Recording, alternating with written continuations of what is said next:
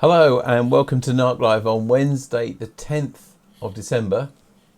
The 10th of December. Not the 19th like I put on the opening title. title. And coming to you live from Norfolk on the east coast of England with Tammy M0TC. Hello. And me, Davey G70RP. Can you tell it's Christmas show? Is it Christmas? Well, might be. Oh, okay. On tonight's show. It's the People's Quiz, an amazing array of questions, and they're all from you. Dun, dun, dun. We look at some of your topical news, like these new Christmas lights in Hardwick, and we find out how he makes them work as well. And we find out what on earth this is. We had quite a few entries, but if you know what that is and you didn't get it down on an email to us, you've got just time to put that onto BATC or Facebook, and we'll read that when we get to that part of the evening. But before we get to all the fun and the questions, it's time for some club news. And as some of you know, we started our foundation course for our young Bright Sparks last week.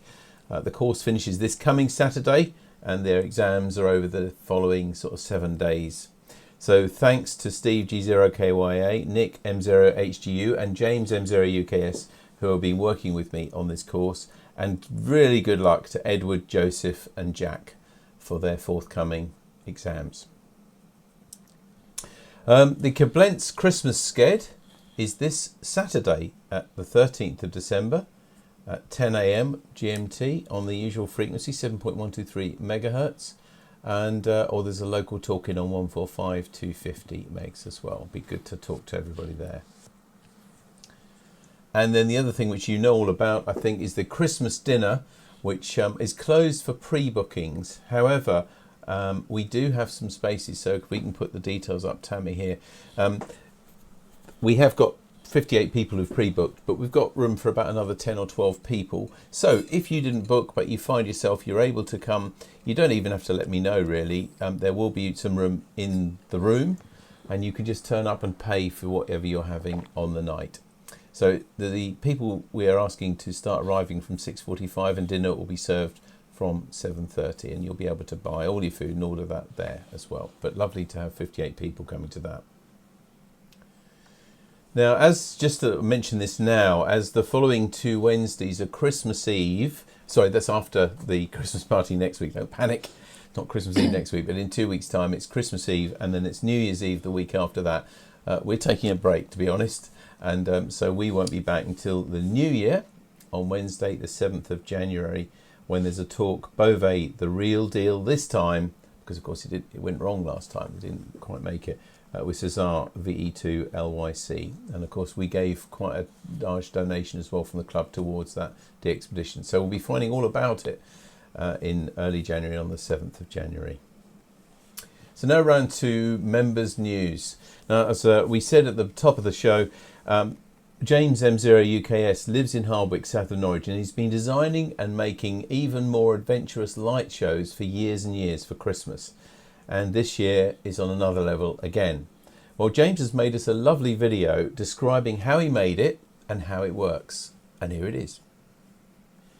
Hello, my name's James M0UKS, and welcome to Tamandra's Christmas Lights.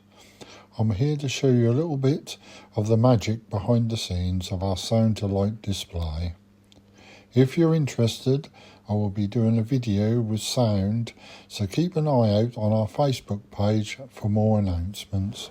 We have always put up Christmas lights for many years, but in around about 2020 I started using addressable LEDs, which allows me to talk to each LED individually. This year we have about 4,000 static LEDs, which are obviously non-addressable, and about 11,500 addressable ones. Anyway, let's start with the types of LEDs I use. These ones are called bullet LEDs. As you can see by the shape, that's where they get the name from, which normally come in lengths of 50 or 100.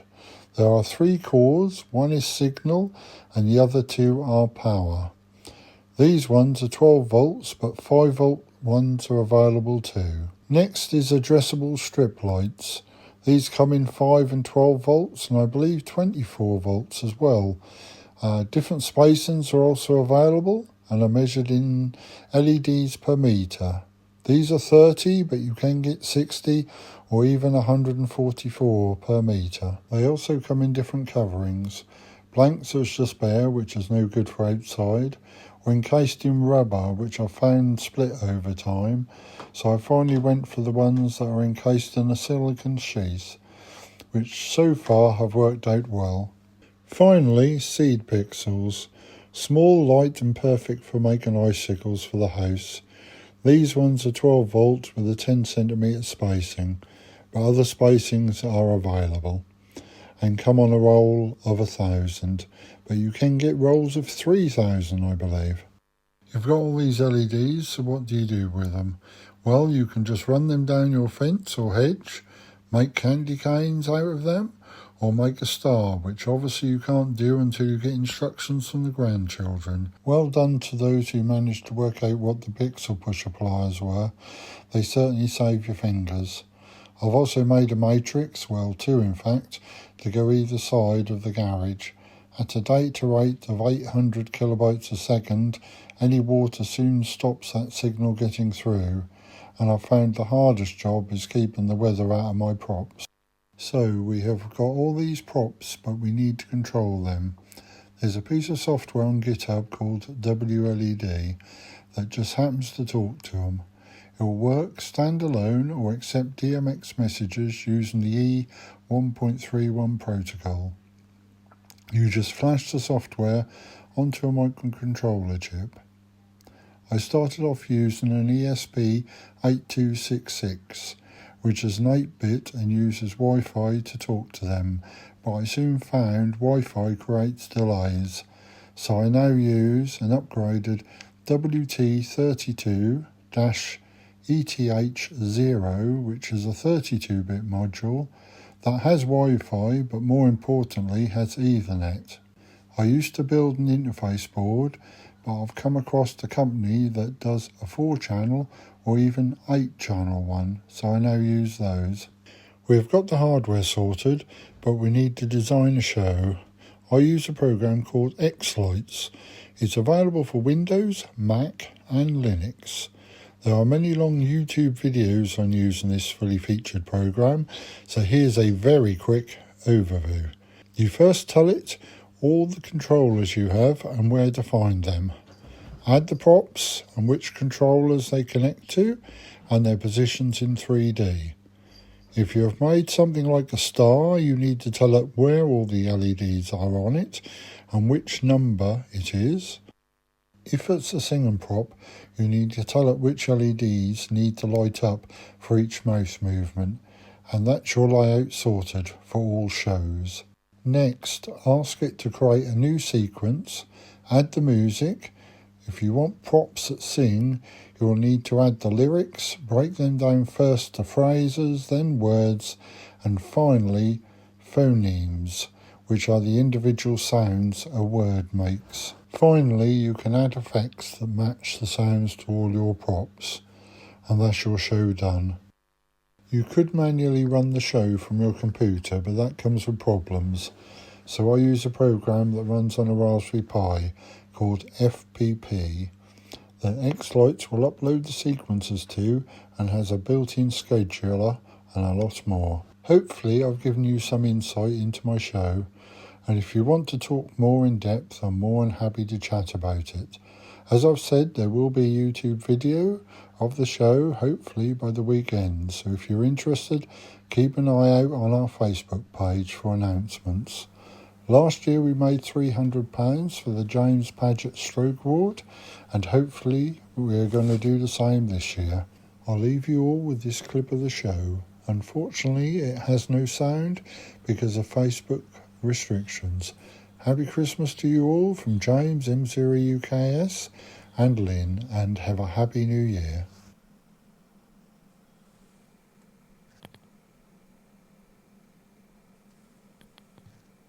That is really Excellent. intriguing. He says, and that's all you do.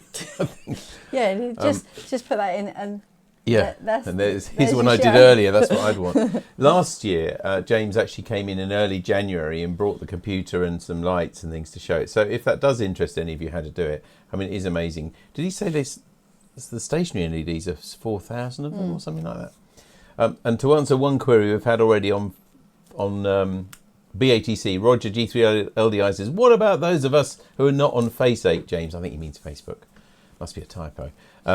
Well, he does put it on YouTube as well, and it's under Tamandra Lights, or Tamandra 9742 actually. Tamandra 9742 is his YouTube channel, so you'll be able to see it on there. So thank you very much, James. Now, if you do want to take a look at that show, it would be lovely to go and see it, and there's the details there. So Tamandra Christmas Lights in Hardwick, and the postcode NR152ST, November Romeo 15 to Sierra Tango. Shows are at 5, 6, 7 and 8 p.m. and they last 30 minutes. And there's sound as well, as James said. The only reason we didn't put it on is because we literally could be kicked off Facebook because there's copyrights on songs. But there's some great songs you can either tune into on your car radio, Ben, I'll talk about that being licensed amateurs, or there's a speaker I think there as well. It is really worth going. I know we've all seen lots of different light shows now, and it is getting really clever stuff.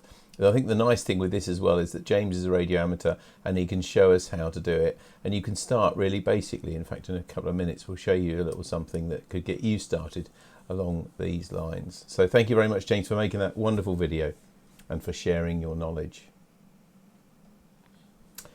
Now, Martin G7UGB, he made a recommendation last week with some really good little kit for addressable LEDs from AliExpress, which is a sort of cheap form of eBay, basically, where things can be sent from China. And we've got one here to show you, haven't we? Yeah. If I move, I'll get my strangulation with my microphone. And this is it. And so I did buy one.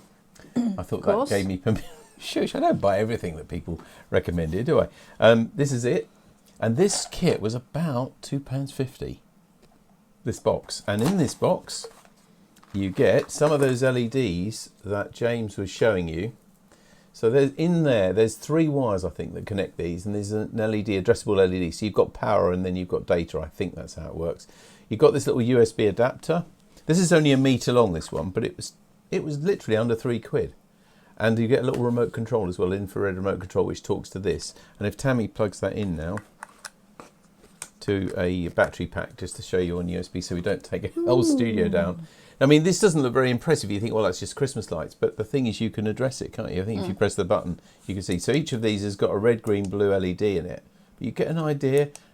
If you want to play with something, you've got a bit of time, for a few pounds, you can do that. It gives you quite a lot of instructions, unlike a lot of things, frankly, you buy cheaply from the Far East. There's loads of stuff here about how to make it work and how you can program it yourself. So if this interests you, what James is doing, you want an easy and cheap way of getting started, as Martin said to us last week with this great recommendation. Thanks for spending my money, Martin. That's how to do it. If you want the actual link to go and find it, then drop me an email and I'll be sure to let you have the link. Right, can we disconnect this now? If you want. Thank you very much. Oh, cool though. Thank you, Tammy. Yeah, it is I good. did buy something from Ali too. Did you? Yeah. What did you buy? I bought a Christmas tree. I bought it here. Oh, I saw you making something the other day. So now this you made from scratch, so circuit boards all supplied, were they? Yeah. Do you want to show it a bit closer to the camera? Or do you want me to show it? Just so people could see it before you light it up. Okay, there we go. You can I'll hold it. just show you. So I'll go and plug it. Is that all right to do that? Yeah. So there we are. You get an idea. So this is some round circuit boards. They're plain. So when you get them, no components are mounted, Tammy? No components at all. Right. So these are addressable LEDs, aren't they? Yeah. So there's are they actually addressable? Oh no, they're not No, addressable. they're not No, they're just red, green, blue LEDs plus a Yeah. common. So if you look, there's 4 wires on each one. And the electronics, which Tammy's assembled, is underneath. Let's see. And a speaker. Oh, and a speaker. Oh yeah, I see. A little speaker there as well. And we'll plug it in and then we'll tell them how much it was, because I know it's pretty extraordinary. What, how much I told you it was, or how much it actually was? Are we playing those games, are we? Right. Shall I put the sound on? If you like. Hang on.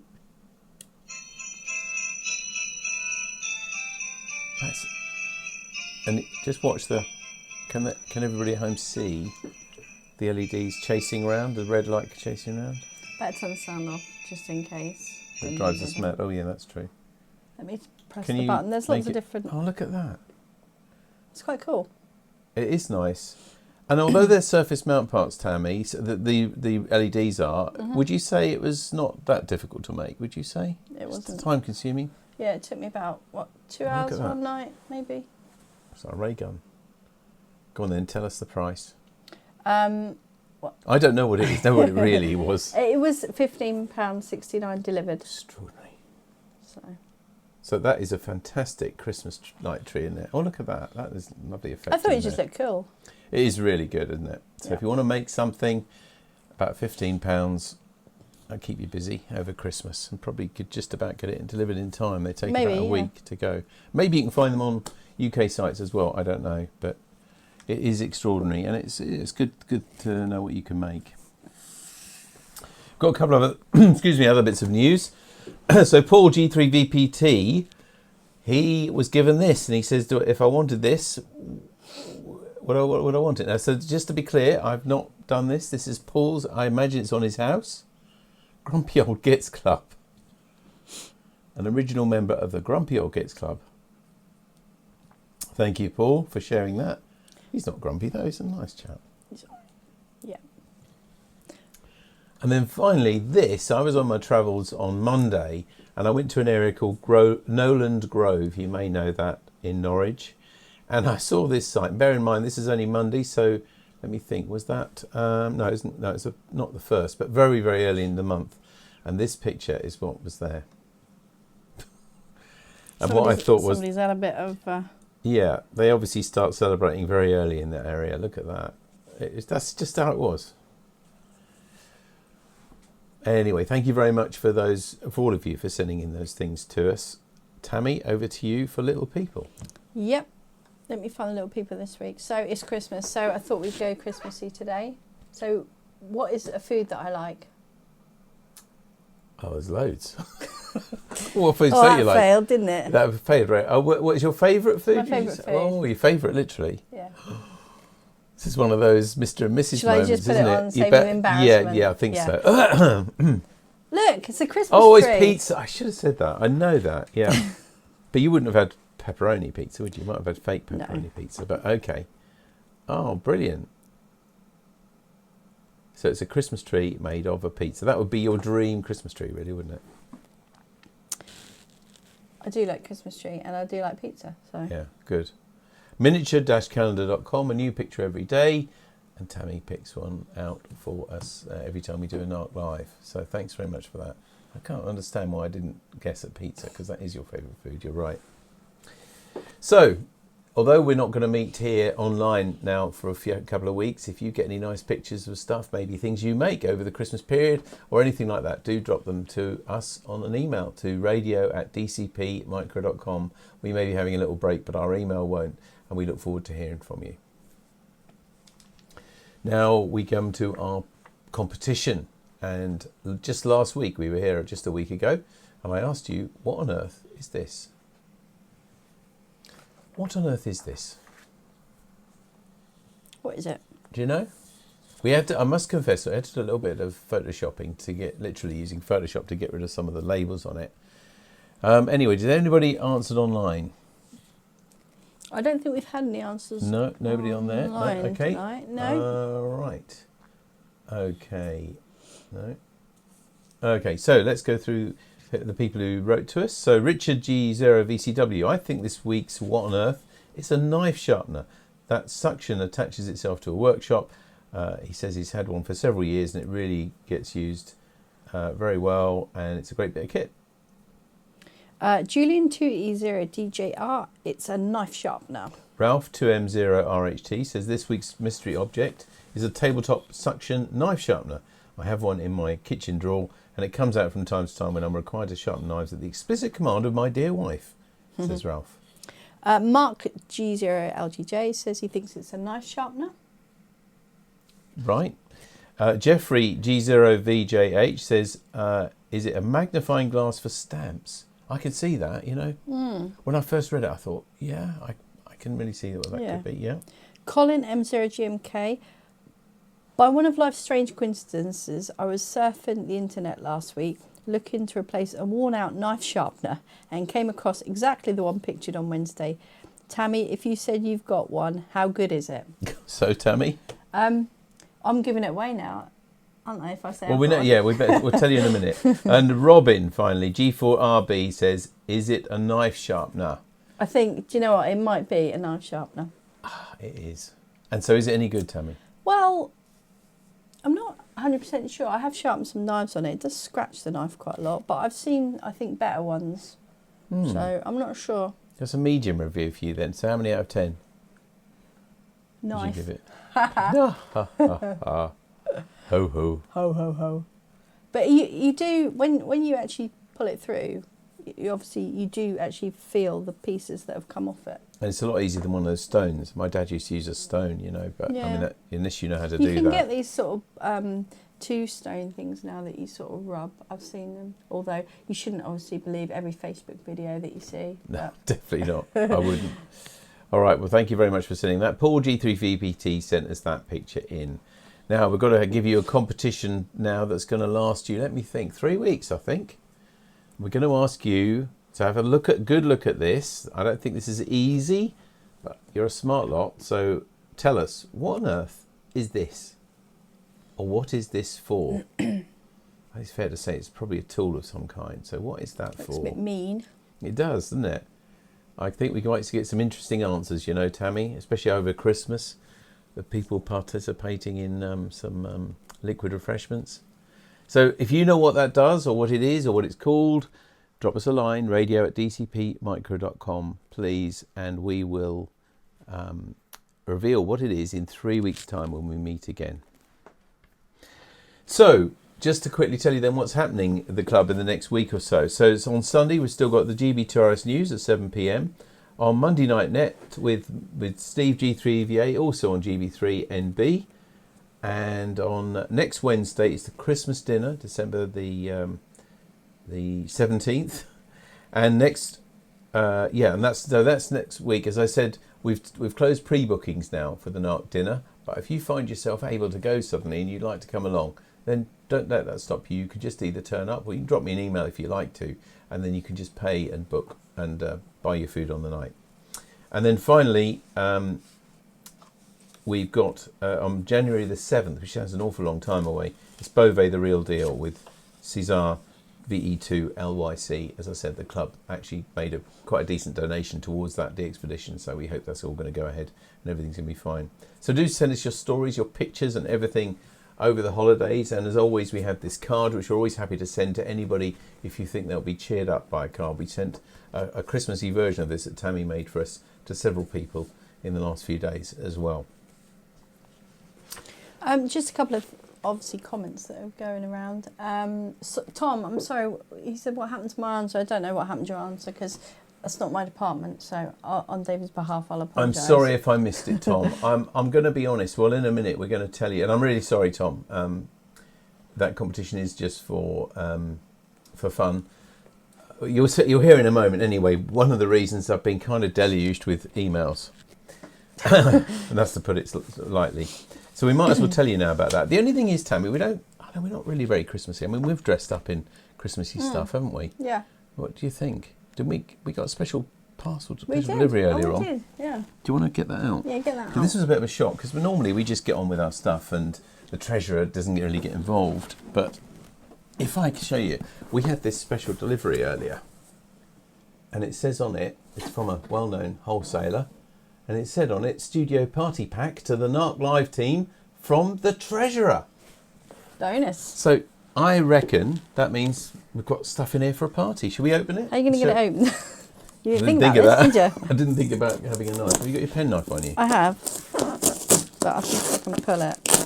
Isn't this exciting? We normally just don't get any budget at all for this NARC Live. Oh, goodness me. Right, do you want to start? Wow, that looks impressive. Bubble. Bubble. Bubble. Ooh, what's this? Okay, Bubble. more bubble. Bubble. Oh, look! Cool. It starts. Cracker. We've got a cracker. Cracker for the party pack. More What else have we bubble. got? Ooh, something in a little bubble. What is that? Oh, it's a little tiny Christmas tree. Is that it, Mark? Is that a Christmas tree? Little Christmas tree, little Lego one. Yeah. It's not going to fill the studio, is it? Quite. No. Can't even see it on the camera now. Well, Right, more packaging. Good? There must be something really good, I think, at the end. Surely, after all this packaging. What is it? I don't know. Ooh. Look at this. Oh, sorry. It's all right. Don't worry about me. Tell we didn't rehearse this bit. Okay. Excited? Yeah. Something from the treasure of the NARC Live team. Can't believe it. It's a lot of packaging. So I bet, you really would normally wrap things that are really valuable, wouldn't you, in packaging and things. So I can't wait.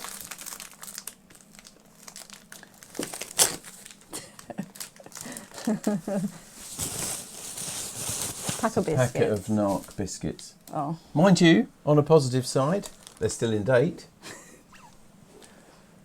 Thanks, Mark, for the NARC Live Christmas party budget. That's all right. Don't worry, because we've got some Christmas lights. So I'll just do a bit of trimming up. Yeah, you could do the trimming up. You talk about the quiz. And I'm going to talk about the quiz. All right. Okay. Enough of the nonsense. So thank you very, very much for all the questions.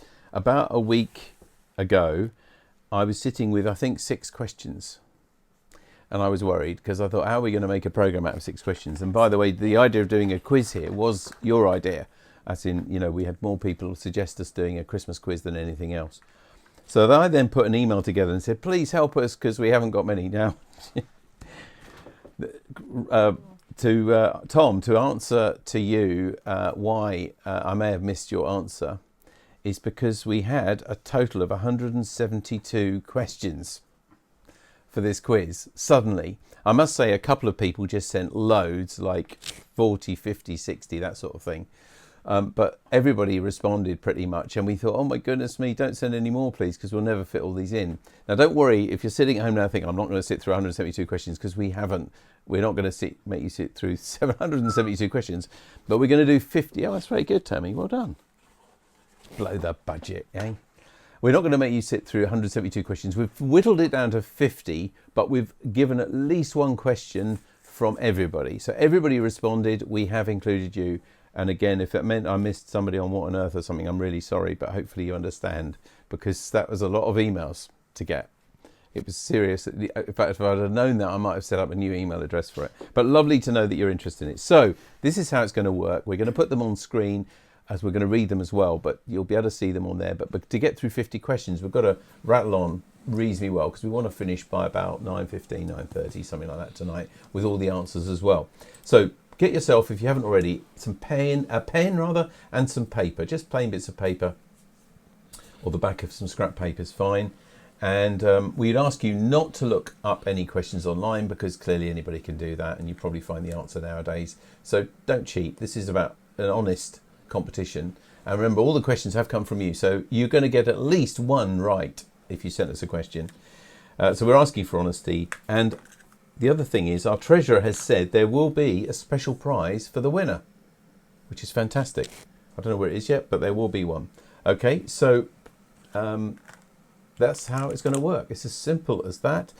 Tammy, I must thank you for putting all this graphics. I sort of sorted the emails and you've made all the graphics up and everything. So if you're ready at home, we'll make a start. And there are by the way, wide range of questions as well. They're not all about Christmas. They're not all about radio. There's a huge range, which is fantastic. But there are quite a lot about radio as well. So if you're a radio ham, which I guess most of you are, you should be able to get this. So here we go. And there is a prize at the end. Exciting. Just on a different subject, because I've just seen the comment. Martin, G7UGB, said, after Tammy's Little People, do watch the Miniaturist series on BBC One. Miniaturist. Fascinating models made. Oh, yeah. I have seen that advertised. Right, anyway. yeah, I haven't seen that. Okay, thank you very much. On to we'll the get quiz. some of your other messages, hopefully, as well. Okay, so let's go with the first question then, Is everybody Tammy. ready? Everybody ready? You ready? For the Got your paper? You could mark 1 to 50 on it if you like, or just as you go along. But the graphics should help you. First question.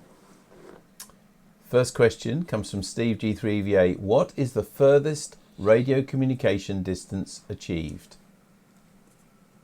What is the furthest radio communication distance achieved?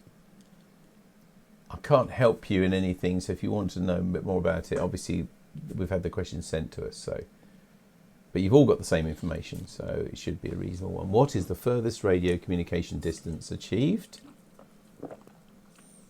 And the question 2. Question 2. What was ICOM called before ICOM? I love that question. Because you just somehow think there'd always been ICOM. That came from Mark, G0LGJ. What was ICOM called before ICOM? Pre-ICOM. Mm. Well, that was my answer. Sorry, Tammy, I was drinking. This isn't red wine either. We haven't got the budget for that. That's right, people can't see what you're drinking. So you could be drinking sherry if you like. Well, okay, now on to the next one. Number 3. wow, me. Now, this is why graphics helps as well here. I don't actually, I'll try and pronounce this properly if I know. But anyway, this is from Richard M6UES. What does the term DIS-EQC, or DISCEC, I guess, but it's DISEQC, switch mean, and what is it used for? What does the term DISEQC switch mean, and what is it used for? You going to read it again? Do you want me to? So this is question 3. What does the term DISEQC switch mean, and what is it used for? By the way, you will be marking your own papers later on. We should have had some of that the shopping centre music on in the background, shouldn't we? Well, would we got away with it though? I don't know, maybe. Anyway, number 4. What was advertised with the slogan, all the fun of the share? That's from Bob, G6PWS. Question 4. What was advertised with the slogan, all the fun of the share? It's hard when you can't see people to know when to go on to the next question. Yeah, but we just... Oh, we know we did talk about doing this with Zoom, but we thought it would just take so long then, we would never get through it. It would be like the other side of midnight. Okay, next, number 5. To the nearest £100, how much does 1 litre of water cost for the International Space Station? That's from Martin, G7UGB. Great question. That is a good question. He presumably knows the answer. Well, I've got an answer for it. So. Question 5. To the nearest £100, how much does 1 litre of water cost for the International Space Station? Yeah, you're right. We should have had maybe some lift music or something, which we wouldn't have got kicked off social media. Green sleeves or something.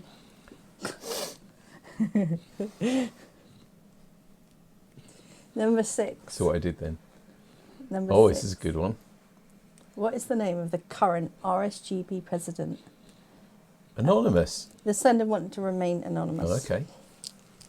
Or preferred to remain anonymous. Fair enough. So I could cope with that. So you remember, you can't look this up on the internet or anything like that, or in encyclopedias or whatever we did before the internet. What is the name of the current RSGB president? This is question 6. Encyclopedia in Carter. Yeah, that was the online one. Yeah. But in my days it was Britannica. Well, Britannica, but my parents couldn't afford that, so it was just other pretendy ones, or Look and Learn, that sort of thing, magazine. And the next question, number 7. According to the Bible, who was Jesus' father? From Ralph, 2M0RHT. That's question 7. Do write the question number on, because if you miss one, I thought you're going to have a lot of mix-ups, and it'll sound like that Ronnie Corbett sketch. 4 candles. No, the one where they said that they were answering, it was a mastermind, and they were answering questions on the Christian Before or something like that. It's hard to explain. Okay. Anyway, question 7. According to the Bible, who was Jesus' father? Okay, question 8. Are you going to say that one or am I? Is it, whose turn is it? I don't know. Mine, forgot. maybe, is it? 8. So, this is right on my street. A disc patented in 1884 by Paul Gottlieb, you set me up for that, Nipkow in Berlin, was a fundamental part of the first what? Was it A, helicopter, B, machine gun, C, television, or D, record player? So a disc patented in 1884 by Paul Gottlieb Nipkow in Berlin was a fundamental part of the first what? Was it A, helicopter, B, machine gun, C, television, or D, record player? I feel like saying, cast your vote now. No, it should be like fastest finger first. No, that's millionaire, something else, isn't it? Okay, question 9. Which boffin advertised the, is that TechSet calculator in the 1978 Christmas ad campaign for Woolworths? That's a tough one. That is a tough question. Isn't it? That's From one of those you either Bob, know or you G6 PWS. Which boffin advertised the TechSet calculator? I remember that brand though. They were big then. In the 1978 Christmas ad campaign for Woolworths. Good luck on that one. William Worth. That was one of their things, wasn't it? William Worth. Although I've just seen a comment by our treasurer when it was made when we were opening that box, and he said we were lucky to get that. Great. Okay, the next one. Match the flag to the prefix. On question 10, don't worry, you're 20% on there. Stuart, G4AFF. So what you're looking to write down a prefix there. Match the flag to the prefix. Was it CT, D2, XY, or HH?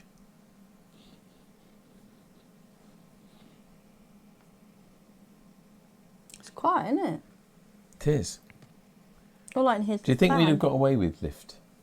With all these computers and things running, with lift music, I don't know. Don't know. We don't risk it because we did do horrible times, of course, for lots of reasons in COVID, but we did do when we these got then. kicked off. And we actually did do a quiz and we did lots of work for it, do you remember? We did. And we actually got, literally, Facebook just cut us off. They just wouldn't, stop the stream. So that's why we're very careful with anything music. Question 11. At what temperature are Celsius and Fahrenheit equal? I've just realised I brought some cool Christmas dates. They'll look good on here. Okay, this is question 11, everybody, from Martin G7UGB. At what temperature are Celsius and Fahrenheit equal?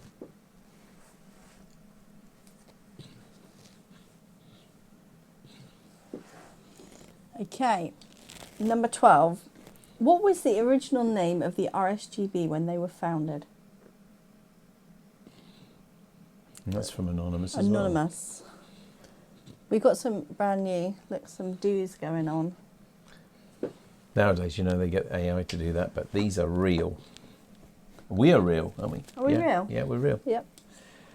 So that was question 12. What was the original name of the RSGB when they were founded? Okay, number 13. What was the name of Wing Commander Ken Wallace's famous autogyro? And that's from Tracy 2E0CEY. Question 13. What was the name of Wing Commander or Commander? I spelled that wrong. Ken Wallace's famous autogyro.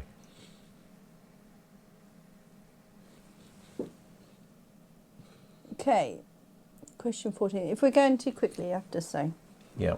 shout at us on We Facebook. can or on probably read them BATC. at the end. I'm not thought about the logistics of this because they're all electronic and graphics, but we could probably repeat a question We at could. the end. So question 14, which planet in the solar system is thought to have the youngest moon? And that's from Emma 2E0KFZ.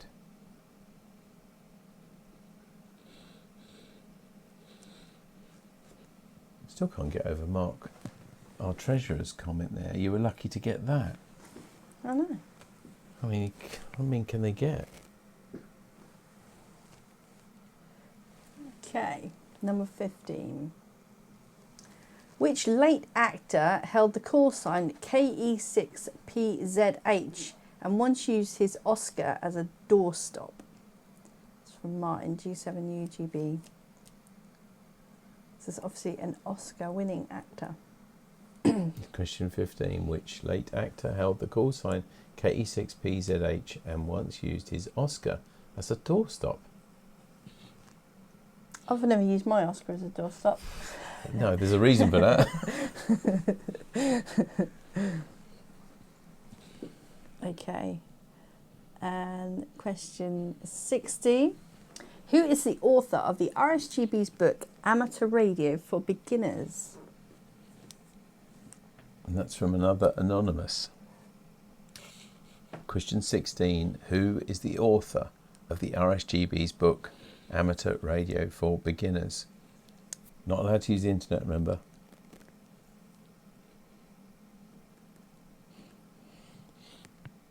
Have we lost anybody yet? Oh, we haven't.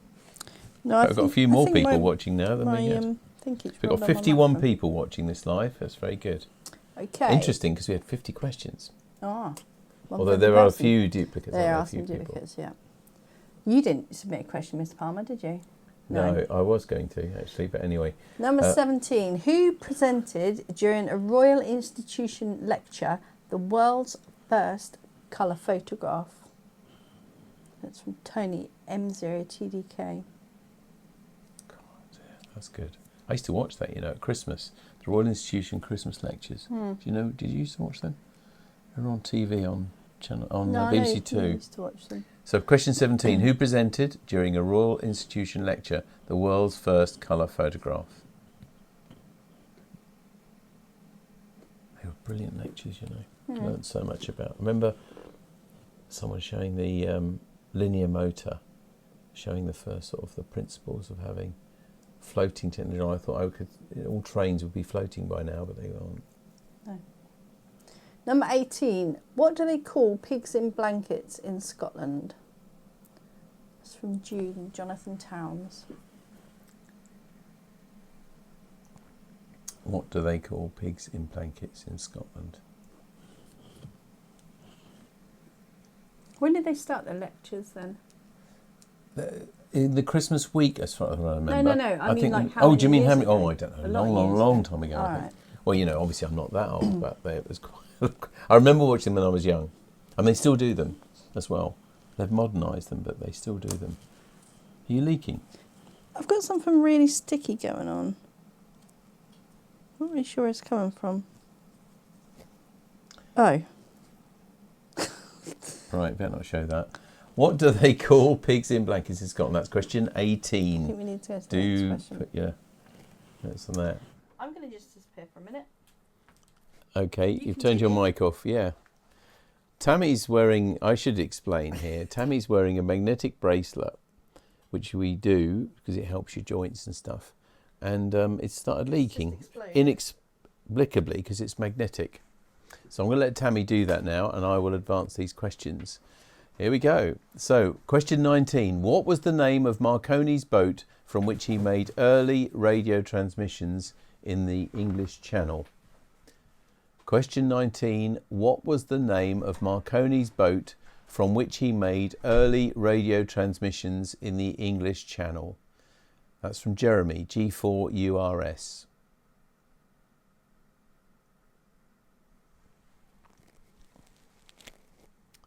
Question 19. We're looking for the name of a boat.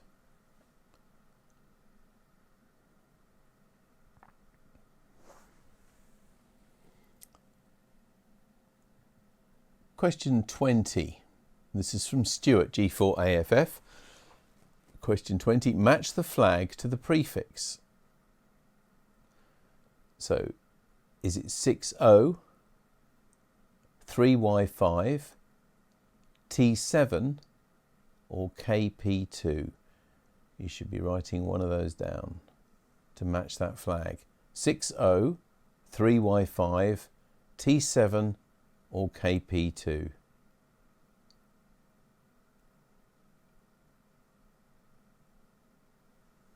That's question 20.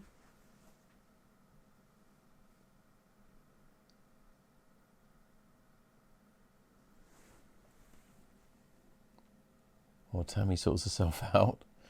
She literally got stuff leaking out of her, well, it looked like her wrist, but it was actually off this little magnetic bracelet. Question 21. What does the acronym LIDAR stand for, or LIDAR stand for? That's from Steve, G3EVA. What does the acronym LIDAR stand for? This is question 21.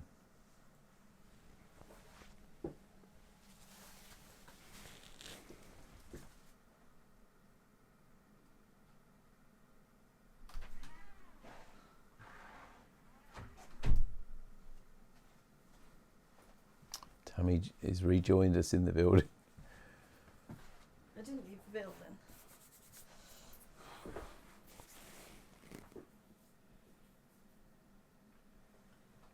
Do you want to read the next one, Tammy? Or are you still connecting yourself up, aren't you? Okay, well, I'll do the next one then. So this is question 22.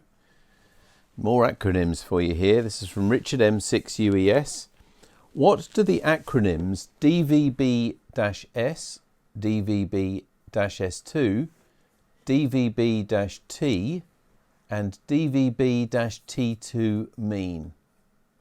What do the acronyms DVB-S, DVB-S2, DVB-T and DVB-T2 mean?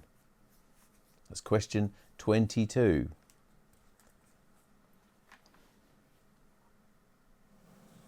I'm back. How's your leaking bracelet? I noticed something messy on me earlier, and I thought I must have leaned up against We're just something. looking at a rubber thing you wear around your wrist, and I've got one as well, which has got a magnet in it. So I cannot understand how that's got any gooey stuff. Here we are, question 22. What do the acronyms DVB-S, DVB-S2, DVB-T and DVB-T2 mean? Okay, 23. I run 400 watts and was given a signal report of S9. I reduced my power to 100 watts. What signal report should I expect now? That's a good old radio amateur question, that, isn't it? This is Paul, question 23. G3VP2. Yeah, question 23. I would just like to stress the fact that it wasn't me who was running 400 watts.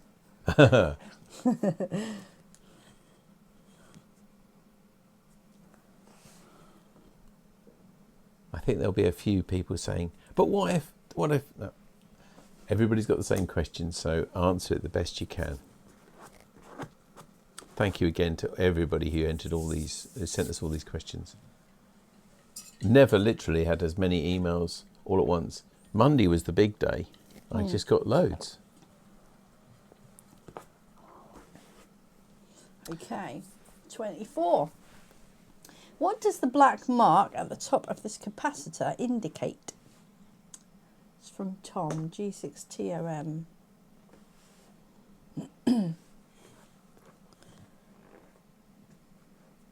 What does the black mark at the top of this capacitor indicate?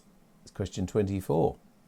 If you look at that with a bit blurry eyes, it looks like a little octopus with a hat on. No, just me. Are you sure you... did you just have a soft drink earlier? Well, actually, I've got a reusable bottle here, so you don't actually know what's in it, to be fair. So No. Could be anything. That's question 24. Now going to move on to question 25. In what year was the first successful transatlantic telegraph cable laid? Again, I bet you lots of people are dying to say, just Google that, but you can't. So this is question 25. In what year was the first successful transatlantic telegraph cable laid?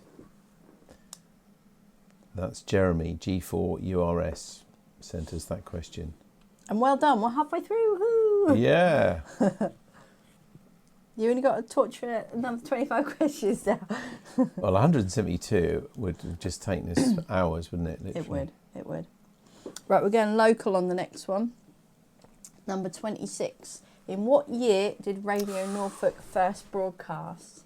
That's from Mark to you, E0YUU. I can't remember that. You should have done the quiz because you haven't seen the answers.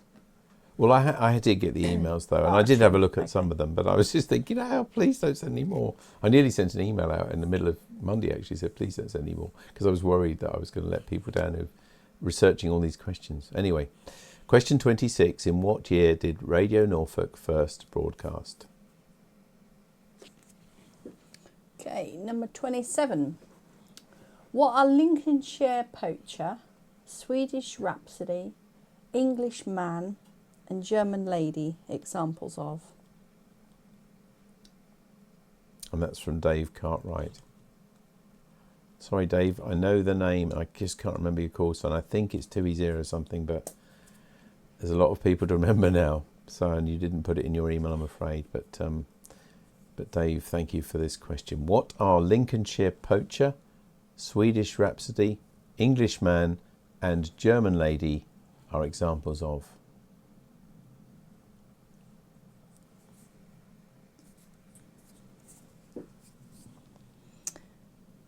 Okay, number 28. If you mill on a milling machine, drill on a drilling machine, grind on a grinder machine, what do you do on a lathe? It's like one of them little riddles, Good one. isn't it? Yeah. That's Andy, M0CNM. Nice one, Andy. If you mill on a milling machine, drill on a drilling machine, grind on a grinding machine, what do you do on a lathe? You lay on a lathe? Don't give them the answer. Oh, sorry. No, that's a good one, isn't it? That is question 28.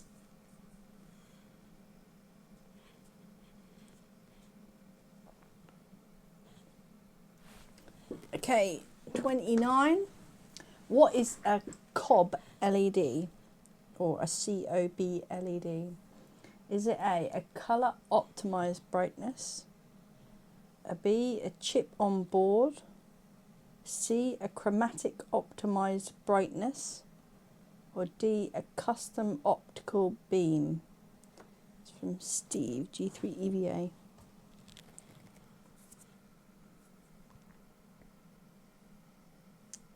What is a COB LED or COB LED? I think it's actually COB, isn't it? Yep, that's question 29.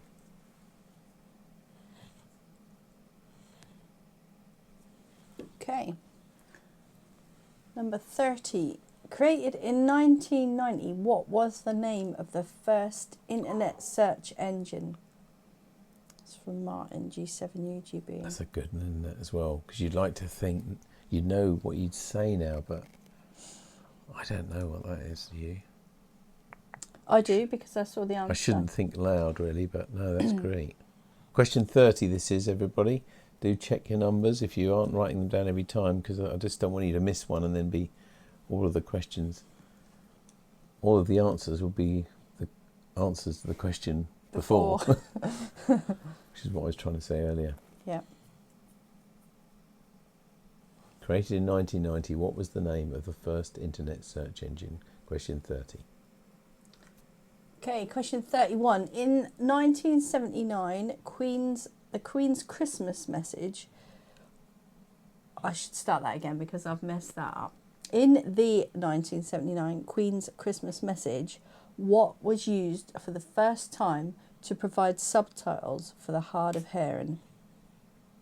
That's from Bob, G6PWS. And that's question 31 as well. So question 31, in the 1979 Queen's Christmas message, what was used for the first time to provide subtitles for the hard of hearing? If you've just tuned in, you're watching the NARC Live Christmas Special 2025. All of these questions were sent in by all of you. And we've got 50 altogether, so we've got another 18 to do. Okay, number 32. If you were hiking in northern England and you heard a voice saying, Yan tan tethera, what are they doing? Are they A, brewing a love potion, B, speaking Serbo-Croat, C, counting sheep, or D, complaining about sunburn? But you know, somehow that could be any of those, couldn't it? Tony, if you don't know. M0TDK. Thank you, Tony. Yeah, that could be any of those, I reckon, sort of thing, because they're equally likely and unlikely in the same time. So, question 32: if you were hiking in northern England and you heard a voice saying "Yan tan tethera," what are they doing? Brewing a love potion. That's question. That's answer A. Answer B: speaking Serbo-Croat. C: counting sheep. Or D: complaining about sunburn. Would they complain about sunburn in northern England? I'm not sure. No. Northern Spain, maybe. But That's question 32. Okay, question 33. This is 50-50 here. Sailing a boat to the north, wind coming from the east. Which side of the boat is the lee side? Port or starboard? Andy M0CNM. Love the question. Question 33. Sailing or sailing a boat. It's my fault. Sorry, obviously. I shouldn't say that because it took you ages and ages to do these, I know. Sailing a boat to the north, wind coming from the east. Which side of the boat is the lee side? Port or starboard? Question 33.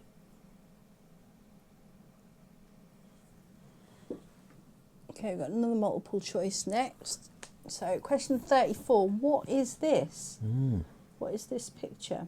Is it A, a mobile phone antenna, B, a laser printer proximity sensor, C, an RFID tag, or D, a pet collar tracking device? It's from Steve, G3EVA. So what is this a picture of? It's question 34. Is it A, a mobile phone antenna, B, laser printer proximity sensor, C, RFID tag, or D, a pet collar tracking device?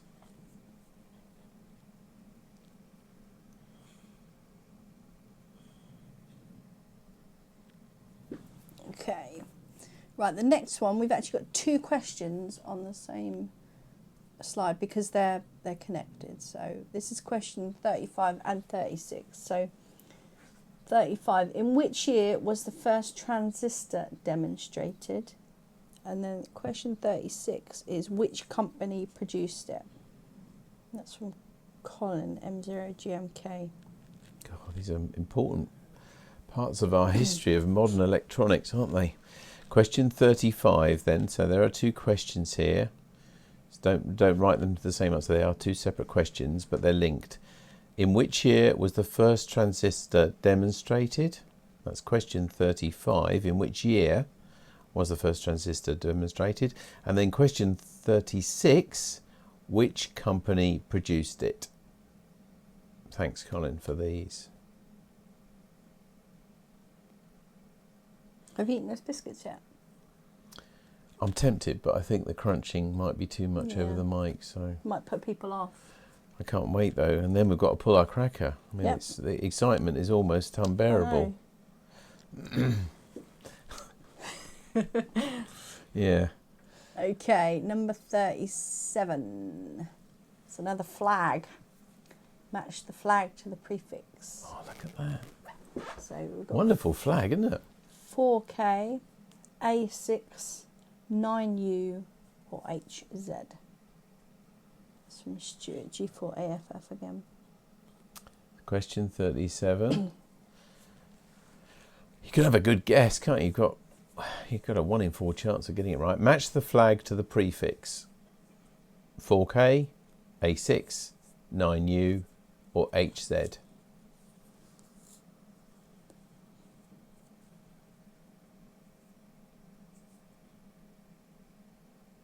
It's so quiet. Du-du-du-du. It's so still. Right, number 38. What was the call sign of the first BBC broadcast from Marconi House in 1922? It's from Mark 2E, sorry, 2E0YUU. So question 38. What was the call sign of the first BBC broadcast from Marconi House in 1922? I can hear a plane. I don't know if everybody can at home or not. I don't know if anybody else heard it, but during James's video earlier, I could actually hear the cat in the background. His cat, not ours, His cat. we should say, The yeah. little cat bell I could hear. Little Heidi, bless her. I've had a little message as well saying from Dave M3VLZ. Sorry, I missed my call sign. Well, so that's actually, Dave. you should say that, but question 39, the next Oh, one Okay. is from So Dave M3VLZ. And the question is, What is... Sorry. Do you want me to do it? Yeah, go on. 39. What is the effective radiated power, or ERP, in watts if the power transmitted is 100 watts PEP, the cable loss is 2 dB, and the antenna gain is 4.15 dBi? Now you can see why we put these as graphics, because if I'd have read that out no matter how many times. So I'm going to leave you to think about that for a moment. We'll leave that on the screen. Yeah, well, I think we're going to leave one. that in. This is when we want the lift music. Should we have another drink? Mm-hmm.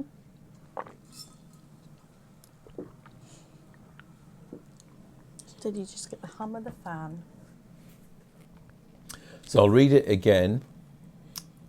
Question 39, remember. What is the effective radiated power, or ERP, in watts if the power transmitted is 100 watts PEP, the cable loss is 2 dB, and the antenna gain is 4.15 dBi?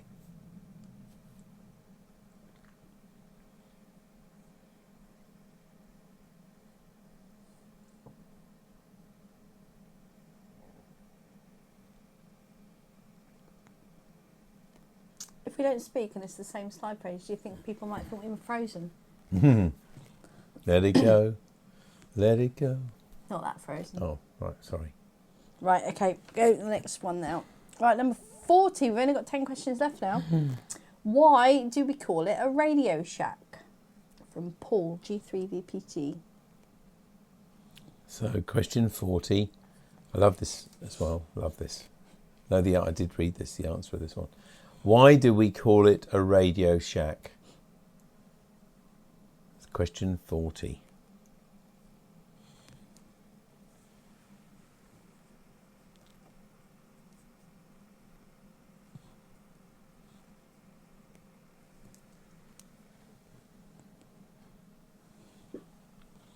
Okay, question 41. How many years has the GB2RS service been running as of 2025? As in, so what anniversary is it currently celebrating? From Mike, G4DYC. Of course, the newsreader for this area. Yep. So that's question 41. It's been in the news quite a lot this year, obviously.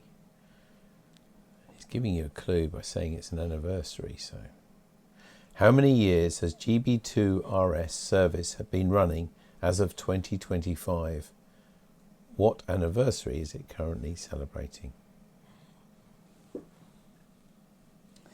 Okay, question 42.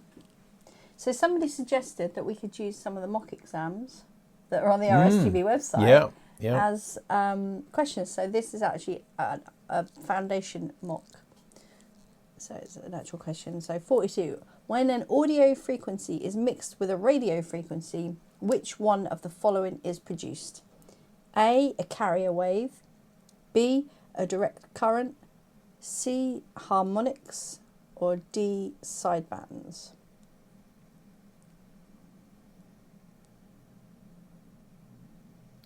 It's question 42. When an audio frequency is mixed with a radio frequency, which one of the following is produced? A carrier wave, B, a direct current, C, harmonics, or D, sidebands?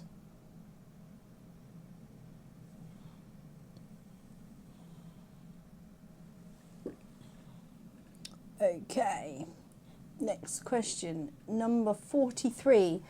In which year were the first collisions achieved in the Large Hadron Collider? It's from Martin, G7UGB.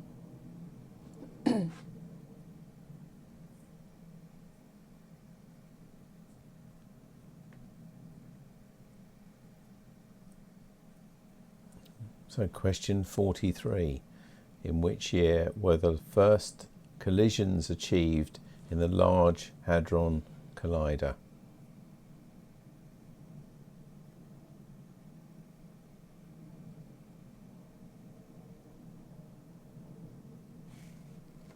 Okay, next one, number 44. What does the QR stand for in a QR code? That's from Bob, G6PWS. It's a very good question. It is. I didn't actually know what it was. No, I don't know what it is. No. But you see them everywhere now. It's the Yeah. in thing, isn't it? So it is question 44. What does QR stand for in a QR code?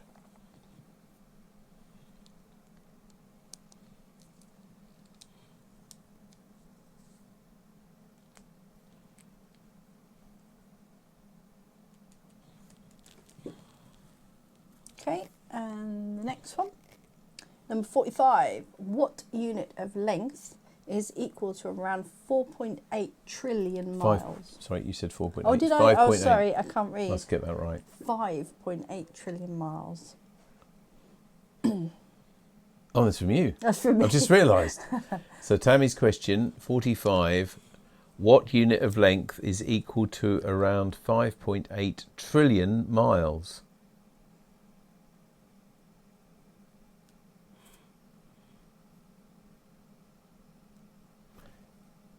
Is it the length of packaging out of that box? It might be, mightn't it? How much bubble wrap was in our gift wrap? So only another 5 questions to go. Okay, number 46 is which southern African animal gives its name to a radio telescope operated by the South African Radio Astronomy Observatory? And that's from Dave M3BLZ.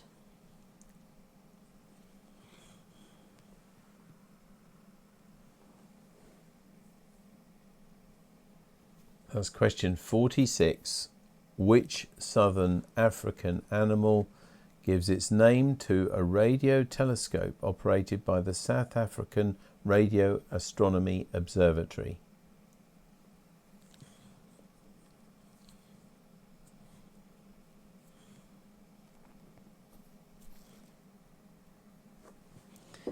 Okay, on to the next one. Number 47. In what year was Guglielmo. Marconi born? Steve taught me to say how to say that right. What is it? Guglielmo. Guglielmo. Yeah. In what? So this is question 47. In what year was Guglielmo Marconi born? Your question. My question, yep. I filled in a couple at the end.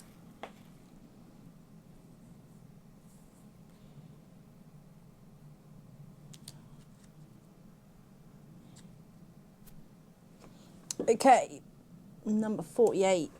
This is another mock foundation question. So 48, radio waves will change direction if A, there is a high SWR in the feeder, B, they are diffracted or reflected, C, they are not modulated, or D, the antenna is mounted vertically.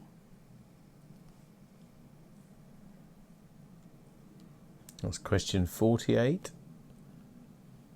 A multiple choice, just like you would get if you took a modern foundation exam. We're invigilating one today for somebody actually. Radio waves will change direction if A, there is a high SWR in the feeder, B, they are diffracted or reflected, C, they are not modulated, or D, the antenna is mounted vertically. Penultimate question coming up. Yep, number 49. It's another flag. So match the flag to the prefix. Question 49. So it's 5X, TJ, 3W, or H4. It's from Stuart, G4AFF. Question 49. Match the flag to the prefix. Is it 5X, TJ, 3W, or H4?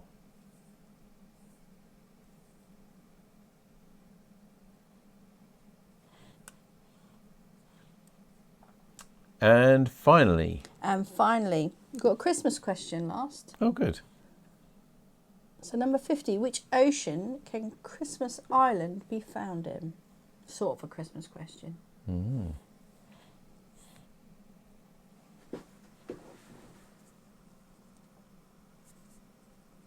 So that's question 50, the last question. Which ocean can Christmas Island be found in?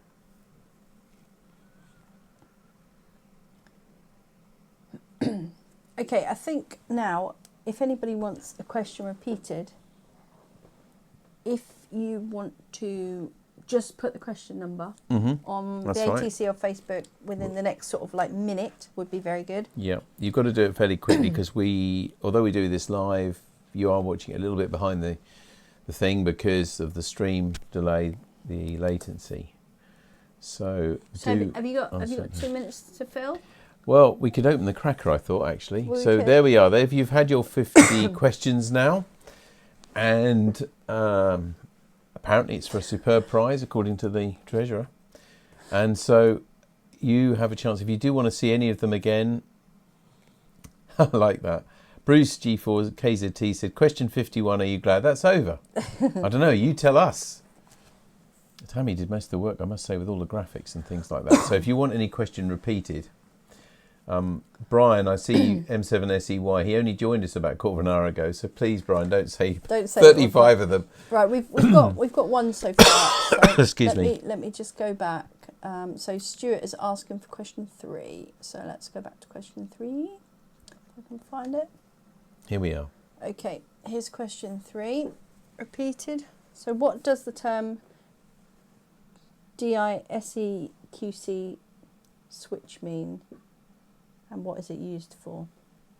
How did you say you pronounce it? Well, I think it is an acronym, and I think probably it's hardly ever spoken. I mean, it's DISEQ would be my guess, but I bet you it's known as that. You know, as it's one of those ones again. This is one of the reasons we did it graphically. We put all of these questions on graphics so that you could see what they look like. Hope that helps you, Stuart. Anybody else want to? Paul, by the way, G4XBT SQ1NXQ, a previous member of this club, and he wants to wish all NARC members a very happy Christmas, or Merry Christmas, from him. I've just Googled it. You pronounce it DISEQ. Oh, DISEQ, okay. DISEQ. We've got question 20 Mark's asked for. Mark So I hope that was enough for you, Stuart. We're going to do question 20 again. Do be very quick now if there's any that you want to see again. Okay, 20 was one of the flags. So match the flag to the prefix. So is that flag 603Y5, T7 or KP2? Any other requests for any questions? Oh, Richard's just put on there how that was pronounced. He said how it's pronounced. That was his question. That is DISEQ. But don't get confused. So this is question 20. You've just got to match the flag to one of these prefixes. Is it 603Y5, T7 or KP2?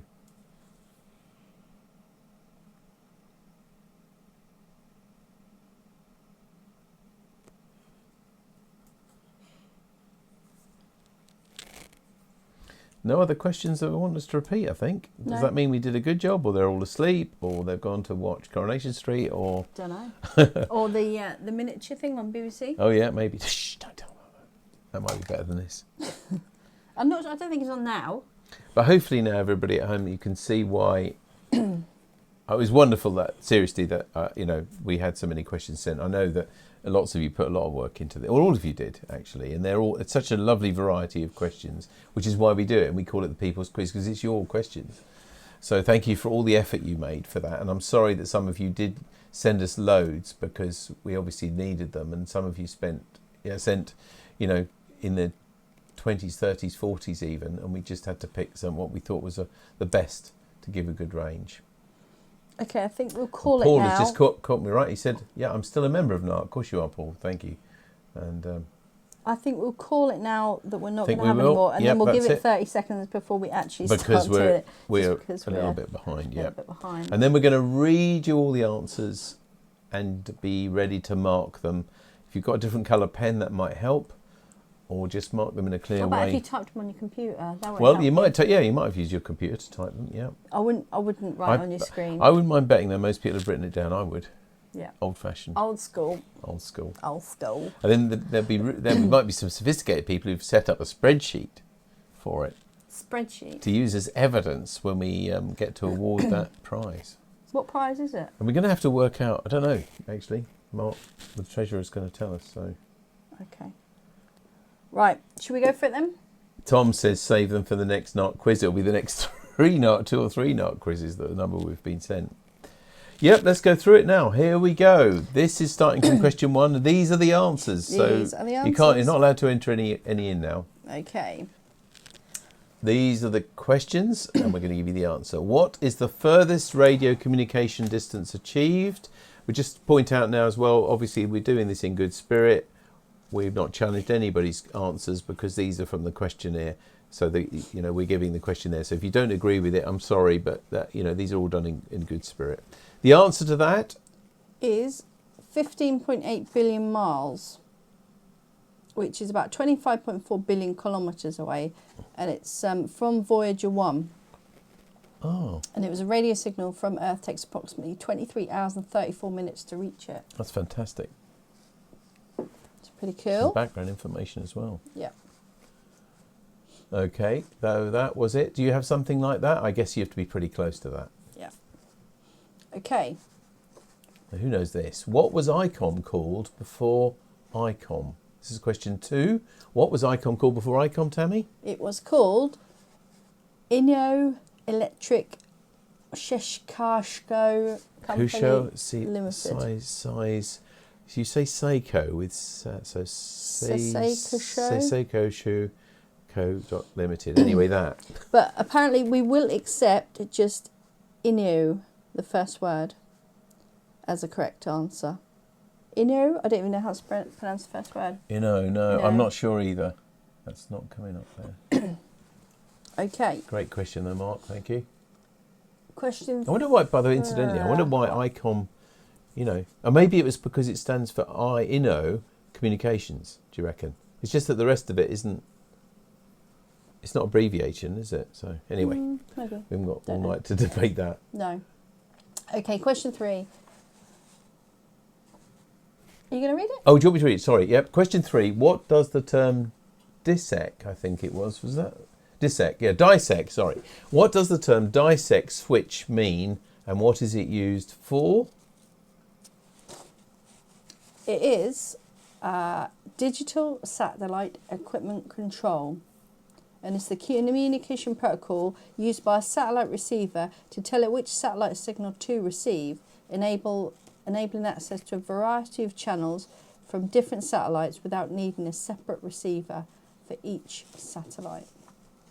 There you go. Just on the previous question. Oh, So there we are. It's digital satellite equipment control. That's the answer to 3. Don't want to confuse anybody here. This is why I'm a little bit hesitant to go back. But we've had the right way to pronounce the name for ICOM was Inui. Inui. I should think Inui. Inui. Yeah, and Mark says that was his first receiver. So, Oh, cool. but I mustn't do this too much, otherwise people get confused. So there we are. It's question 3: digital satellite equipment control. Okay, number 4. What was advertised with the slogan "All the fun of the share"? It was Quality Streets. Ah. Chocolates. I wondered if that was going to be something like shares, as in when things were sold off like BT and gas. Oh, But okay. anyway, so there we are. That's the answer. Quality Street, question 4. That's the answer. Okay, so number 5. To the nearest £100, how much does 1 litre of water cost for the International Space Station?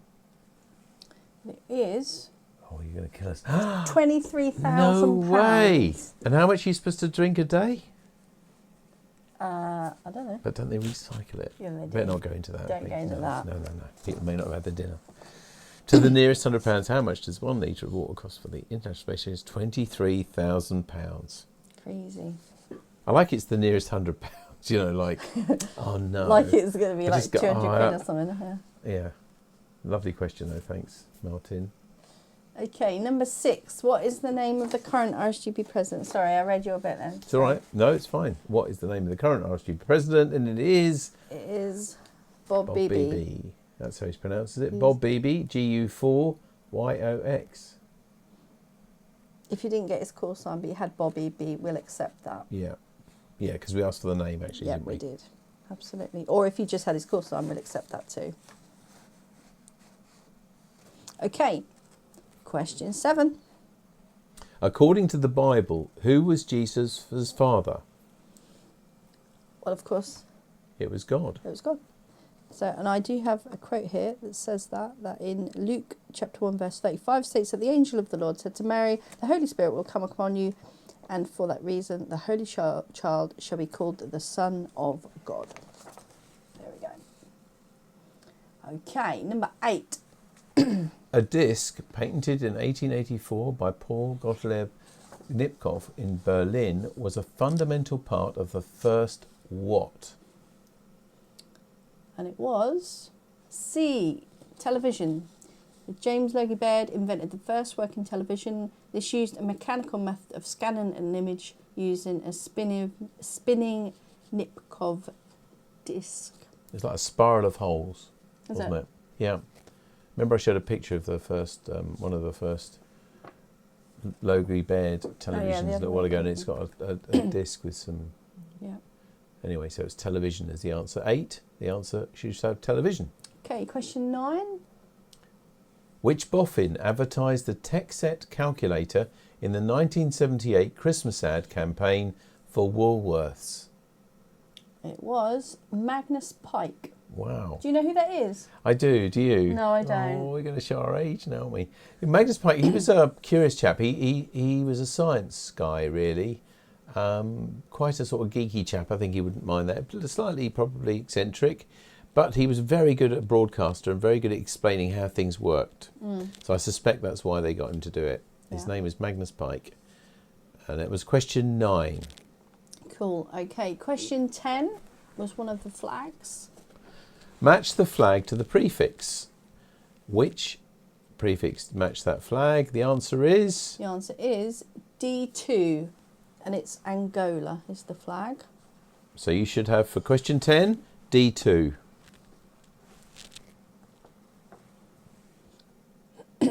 Okay, question 11. At what temperature are Celsius and Fahrenheit equal? So I guess you're looking for the numbers to be the same. This is question 11, and the answer? It is minus 40 degrees. So both those temperatures in Celsius and Fahrenheit, they're the same, 40, minus 40 degrees. Question 11 that was. Minus 40. Okay, question 12. What was the original name of the RSGB when they were founded? It was the London Wireless Club. So that's question 12. The answer, the London Wireless Club. Okay, question 13. What was the name of Wing Commander Ken Wallace's famous autogyro? It was Little Nelly. And these are a couple of And pictures. the wonderful pictures, yeah, which I should think Tracy maybe came on the trip. Yeah, we had a lovely she trip did. to visit him, didn't we? Yeah, she put that they were taken on the NARC visit to his house when we went. Yeah, which was wonderful absolutely gentleman. Fantastic. And he flew it there for us and everything. It's really amazing. And he was possibly in his 90s then. He was certainly in his 80s, wasn't he, when we went? 90s, I think. Wasn't he? Yeah. So what you're looking for anyway, the answer for 13 is Little Nelly. Thank you, Tracy. Great question. And lovely to look back at that. Okay, question 14. Which planet in the solar system is thought to have the youngest moon? Okay, and the answer is Saturn. And apparently the moon Enceladus is supposed to be one of the youngest moons. But the answer we're looking for there It's really Saturn. is The answer is Saturn. Saturn. Yep. Yeah. That's question 14. How are you getting on at home? Dun, dun, dun. Okay, question 15. Which late actor held the call sign KE6PZH and once used his Oscar as a doorstop? And the answer? The answer is Marlon Brando. Wow. There you go. So question 15, you're looking for Marlon Brando. Wonder how many got that right as well. And the person to blame for the question is always written in the bottom right of the screen. Yeah, that's right. So they're great. Some of them though, really, you know. Really good, aren't they? Yeah, very good range of questions. Okay, question 16. Who is the author of the RSGB's book, Amateur Radio for Beginners? It is someone we know, and it is Victor Oh. Brand. I've seen that book. G3 We've got that book JNB. actually in our library, you know. Have we? There we are. So question 16, you should have Victor Brand and his call sign optional, because I guess you don't have to have his call sign, but Victor Brand and his G3JNB. Okay, question 17. Who presented, during a Royal Institution lecture, the world's first colour photograph? It was James Clerk Maxwell. Yeah, brilliant. And it was in 1861. No way. He researched colours and originated the idea of RGB filters essential to things like the colour TV. That's fantastic, isn't it? Can't So believe it's you that asked long me how ago. long the Royal Institution lecture, Yeah, and I didn't think about that the answer would reveal the sort of thing. When was that lecture? 1861. 61. They're still going. Yeah. I think it's flipped to Channel 4 sometimes, but it's still going, that Royal Institution lecture. Okay, question 18. What do they call pigs in blankets in Scotland? They are called soldiers in kilts. I never heard of that. Have you? No, I haven't, no. I was a bit worried in case that was an insult or something, but no, that is the case. Yeah. That is the answer. So thanks to Jude and Jonathan Towns for that. Question 18, you should have soldiers in kilts as your answer. Okay, question 19. What was the name of Marconi's boat from which he made early radio transmissions in the English Channel? It was Electra. So 19, question 19, you should have Electra written there. Okay, question 20 is another flag. So match the flag to the prefix, and that flag is... Oh, I thought you were going to read them out. No, Oh, it's I could right. do, No, sorry, it's yeah. fine. It is T7. I think it won't be so confusing if we do it like that. Yeah, It's- T7. San Marino is the flag. So you're looking for T7 as your answer to question 20. Okay, question 21. What does the acronym LIDAR stand for? Okay, it is light detection and ranging.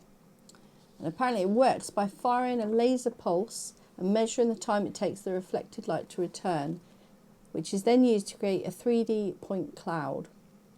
This technology has a wide range of applications, including archaeology, forestry, environmental modelling, and use in self-driving vehicles. And they're built into some smartphones now, aren't they? Yeah, they are. LIDAR technology, amazing. 21, you should have light detection and ranging.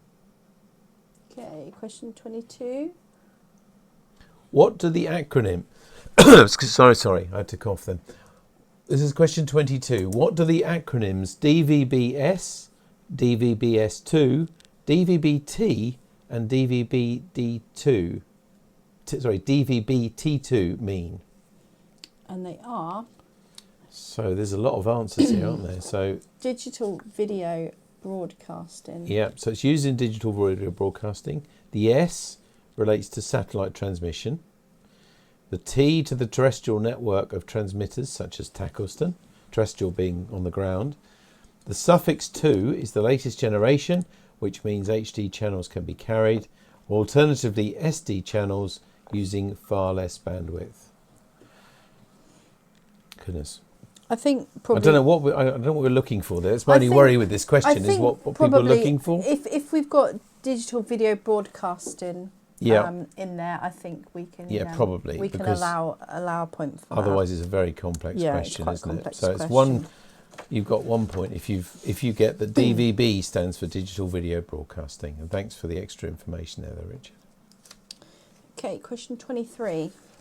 I run 400 watts and was given a signal report of S9. I reduced my power to 100 watts. What signal report should I expect now? S8.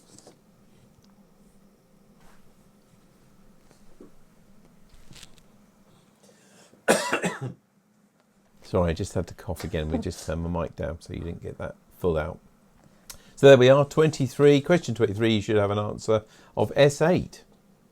Okay, question 24. What does the black mark at the top of this capacitor indicate? And I must admit, I've worked in electronics all my life, pretty much, all my professional life, and I didn't know this.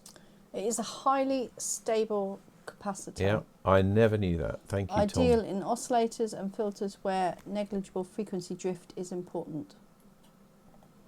I've got C0G, NP0 dielectric. I assume that is what that capacitor is it? Yeah, I mean, that's a ceramic disc capacitor. I think most people would agree. But what we're talking about is what does the black line mean? And I honestly didn't think it was any significance. But it's a highly stable capacitor because they come in various ratings. Thanks, Tom. Great question. Okay, question 25. In what year was the first successful transatlantic telegraph cable laid? It was 1858. Wow. And it was by the ships Agamemnon and Niagara between Trinity Bay, Newfoundland and Valentia Island on the 4th and 5th of August in 1858 respectively. There we go. Good question, yeah. 25 that was. You should have 1858. Halfway through. How you doing? Okay, question 26. In what year did Radio Norfolk first broadcast? I can't think this. You don't know? I don't know. I didn't look at the answer. I would say 80s, maybe 90s. I mean, my guess. Okay, well the answer is actually 1980. Oh, okay. It was on the 11th of September in 1980. Was the day that Radio Norfolk first So you're looking, that's a year though, so your answer for 26 should be 1980. Okay, number 27. What are Lincolnshire Poacher, Swedish Rhapsody, English Man and German Lady examples of? They are number stations. Now, do you know what a number station is? Because I didn't. I don't. So know. I googled it. Right. So a number station is a shortwave radio station characterised by broadcasts of formatted numbers which are believed to be addressed to intelligence officers. Wow. You learn something new. Do you know when I saw them earlier, and obviously I didn't comment. You thought they were apples? Well, I thought cheeses. Oh, cheese. I thought they were apples. A Lincolnshire Poacher sounds like something like that, doesn't it? Or a Yeah. Swedish Rhapsody, and I thought, yeah. Anyway, brilliant. Brilliant. I wonder how many got that right. Yeah. Okay, question 28. If you mill on a milling machine, drill on a drilling machine, grind on a grinding machine, what do you do on a lathe? Well, you turn on a Yeah. lathe. You don't lathe on a lathe. You don't turn. know. I know. I mean, I thought that was the answer, but then I thought there might be a different answer. Good. So 28, you should have turn, as in turning a piece of wood or turning a piece of metal. Okay. I just love it. I mean, isn't it lovely? Seriously, though, I know we've not finished yet, but how we get such a variety of questions, which Yeah. I'm sure if both of us sat down to try and come up with questions, they'd all be of a thing. Yeah. These are brilliant. We only had one question that was a duplicate. Really? Of one form of another. Oh, wow, Yeah. that is interesting. Out of that It was 170. the transistor question from Ah. which we haven't had the answer to yet. So. Okay. Okay, number 29. What is a COB LED, or a COB sometimes called, but it's a COB LED. What is a COB LED? It is. It is chip on board. So that's what the Answer COB B. stands for. Yeah. Can I elaborate a little bit on that? You may. It's because that is an LED where you have the chip on the actual Board? LED. Do you have the No, chip it's on the it's board? like the LEDs that James was using, Oh, okay. and we were showing. That's why it's topical. Yeah. But he wouldn't have known You that see when he some sent torches it. now that they Mm. have that they're cobs, don't they? Yeah, I don't know if my torches are cob. they can be a chip, or they can sometimes refer to the fact that the LED is a. Anyway, thank you very much. Great question. So the answer was chip on board, or B for question 29. Okay, question 30. You going to read it? Yep, sorry. Created in 1990, what was the name of the first internet search engine? What is this going to be? It wasn't what I thought it was. No? It was Archie. Oh, no, I wouldn't have got that. No, I don't think I knew that. Brilliant. I was thinking it was Lycos for some reason. Yeah. Then that was the dog one, wasn't it? The black dog. And there was another one began with A, wasn't it? Alta Vista, was it? I can't remember. So question 30 then, anyway, we don't want to confuse you. No. That should say Archie. They don't do this on Mastermind, do they? Comment about the questions or answers. No. Question 30, you should have Archie. I'd love to know how many got that right. Yeah. Okay, question 31. In the 1979 Queen's Christmas message, what was used for the first time to provide subtitles for the hard of hearing? It was CFAX. Oh. I wasn't thinking that way. What were you thinking? Well, maybe the signing that you now see in the corner of some Oh, pictures, right. you know, where Yeah. someone was signing it. Mm. Brilliant. Okay, question 31, you should have CFAX, which was teletext, wasn't it? There's a young man, you know, who recreates teletext. He's recreated teletext Yeah, I with think the I've seen that. Yeah. fantastic. Yeah. In Ireland, he's based. Okay, question 32. If you were hiking in northern England and you heard a voice saying Yan Tan Tethera, what are they doing? Put us out of our misery, Tammy. It was counting sheep. Really? Yeah. So let me tell you. So it's an old number system, which is Tony thought it was possibly Celtic. Well, I did actually Google it. It is Celtic, and yeah, it's just numbers. And for those of a humorous disposition, the number 5 is Pip, the number 10 is Dick, and 15 is Bumfit.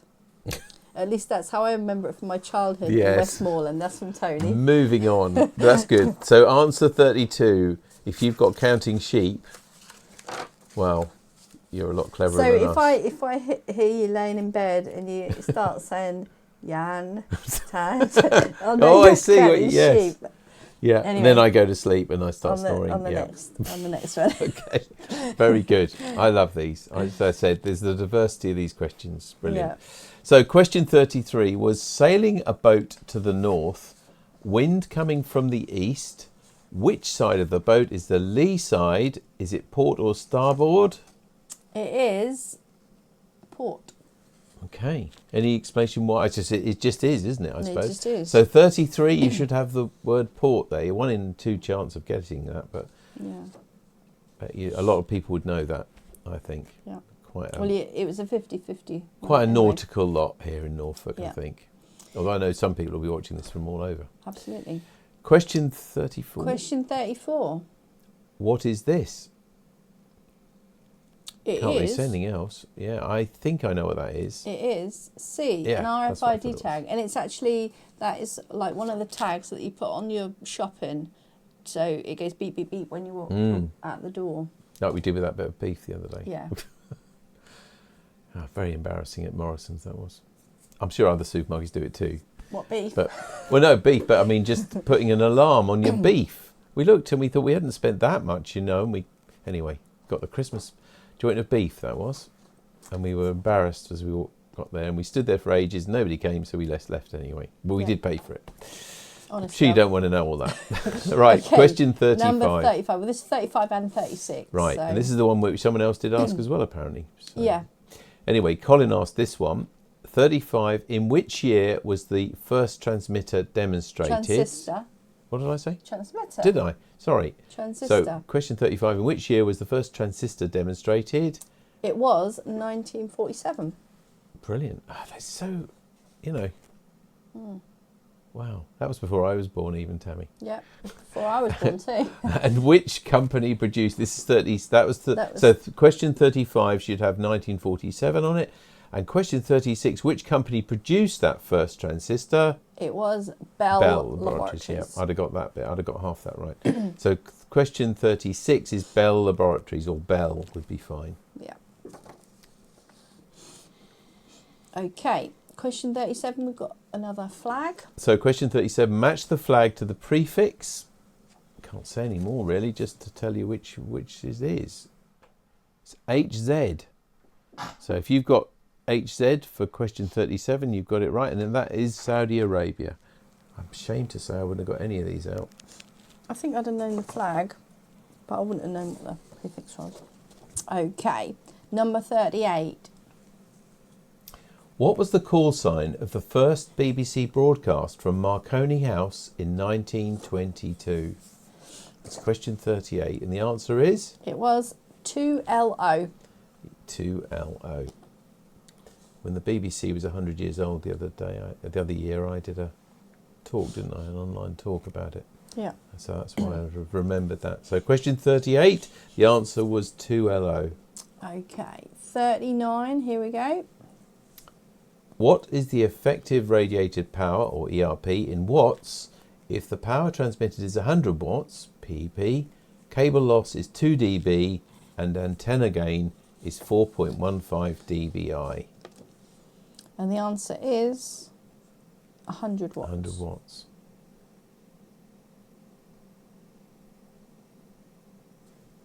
Good.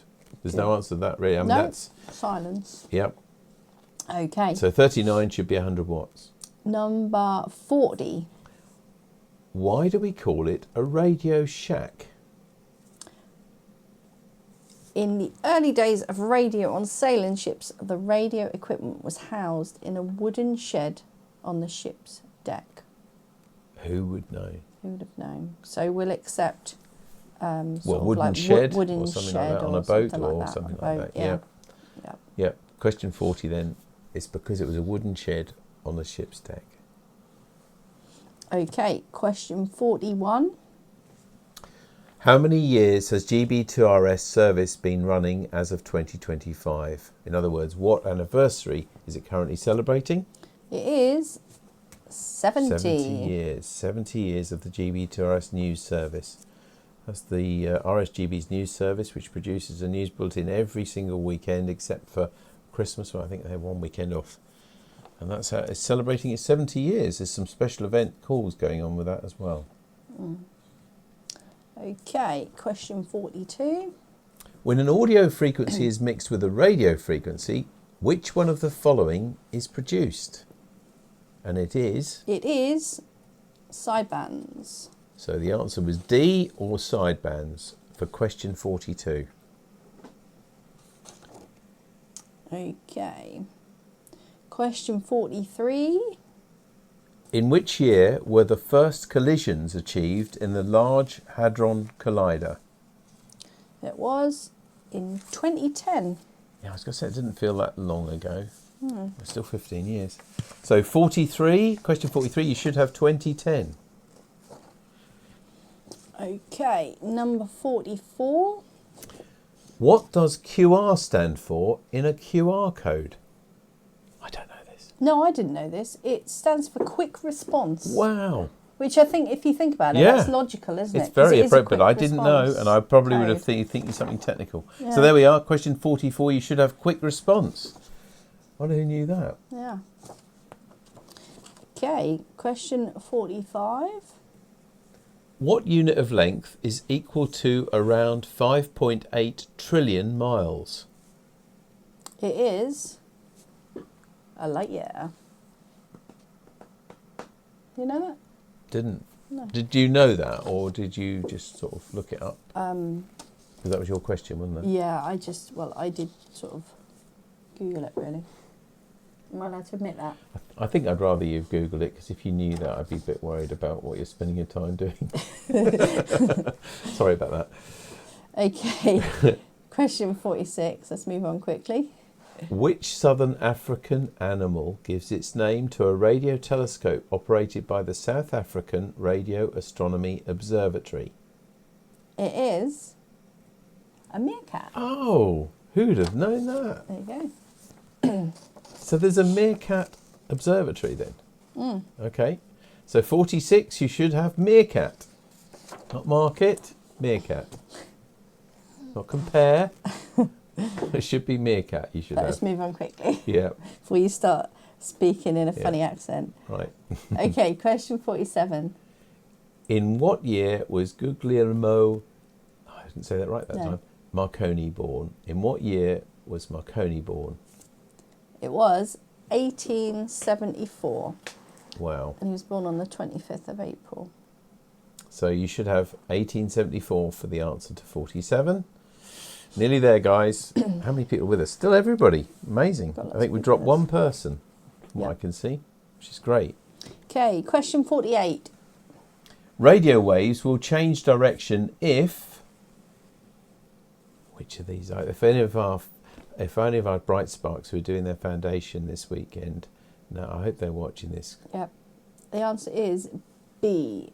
They are If they're diffracted or reflected. So that's question 48 was B, the answer, or you could have written they are diffracted or reflected. Okay. Question 49 is another flag. Match the flag to the prefix, and this flag This flag is 3 W's, the prefix, because it's Vietnam.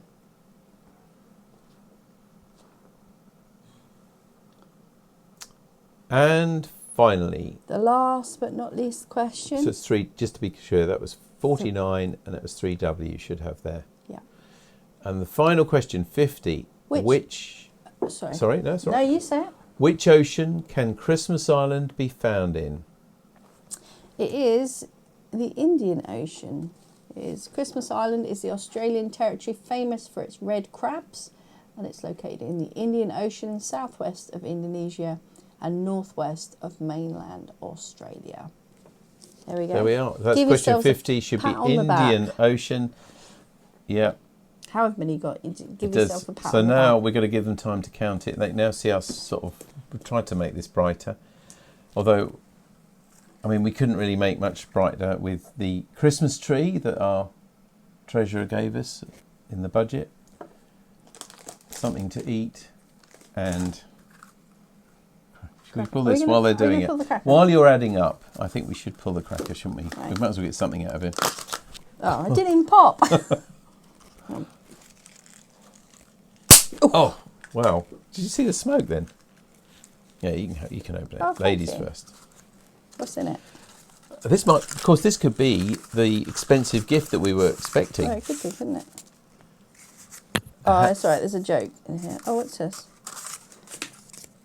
Christmas word search. Dun, dun, dun. Oh, I got a party hat. I should have had this earlier. Are you going to put the party hat on? No. Yeah. No. Well, we've got headphones, haven't you? I can't put So them on. this is the gift. This is in it. Christmas word search. There you go. Thank you, Tammy. Suits you, sir. You going to read the joke then? Yeah, I'm going to read the joke. Oh, there's a question on here. Oh, Okay, you should be... No, don't let's confuse everybody. So you should be adding up now how many you've got. And then we've got to say now what we've got to do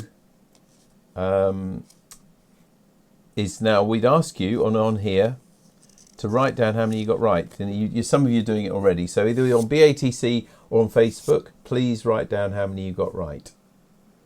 And we're going to pick the one that's got the most. okay. And if you're watching this on a catch-up or repeat, I'm sorry. But you're not going to win the prize. Who is Santa Claus married to? Mrs. Claus? Merry Christmas.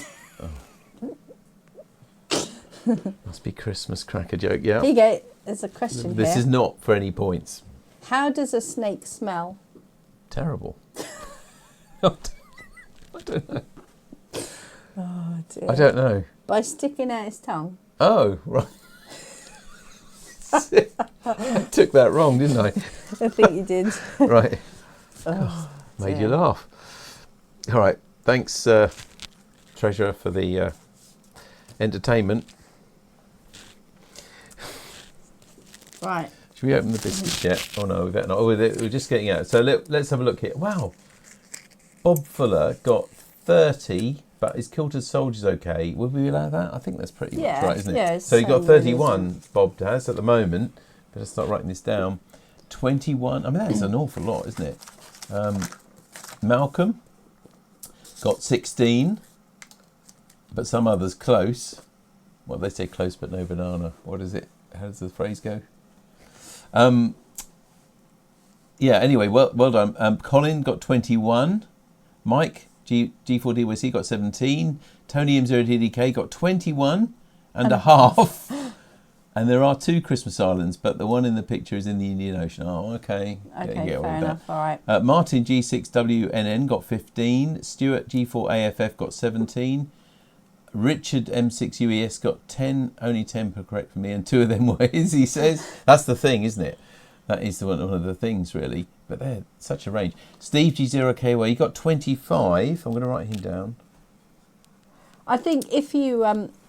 wherever the other Christmas island is, Can I just read out as well? Bruce G4KZT I only got 17 right. Well done, everyone, and happy Christmas. No, honestly, 17 is very good. They're, as I said again, such a diverse range. So grateful for you all sending these as well. Mark G0GJ is our treasurer, generous treasurer. Gave us 14, got 14 rather, and James M0UKS got 12. Of course, if you gave us quite a few questions, you did stand a better chance, I guess, because you'd get more right. I think Bob sent us about 300 questions, so, you know.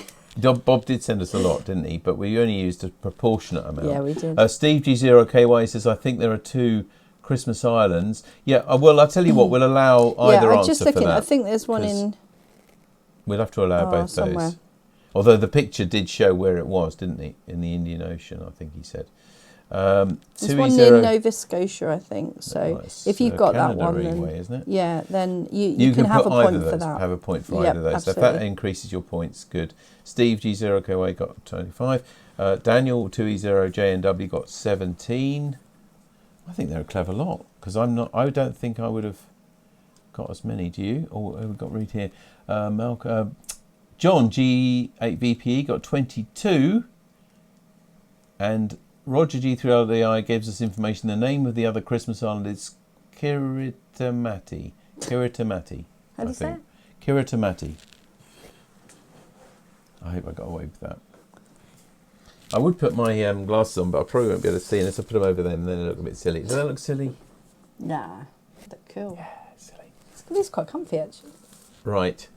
And Steve G0KY got 26, he said. Oh, because the Christmas Island one. Right, Christmas Island. Yeah, I think we just have to allow that, don't we? Absolutely. So the only question that there's any jip about is mine, basically.